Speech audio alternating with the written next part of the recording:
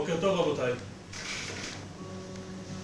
אתם מסתכלים עליי ואתם אומרים לעצמכם, הוא נראה טוב, הוא מריח טוב,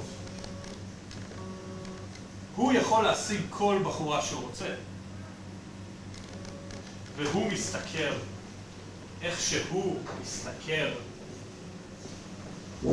רגע, בשביל זה כינסת את הישיבה? זו החברה שלי, ואני אכנס ישיבות לכל נושא שאבחר. עכשיו עוד מילה אחת, ואתה מפוטר. אבל... מפוטר! אני רוצה להירשם לטכניון. לאיזו פקולטה? איפה שיש מקום.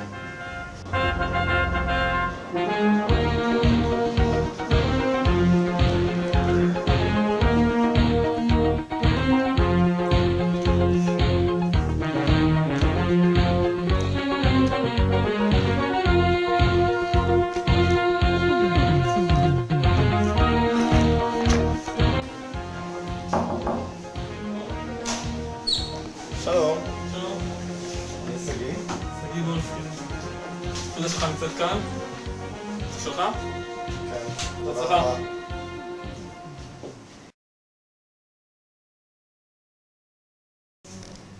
בוקר טוב.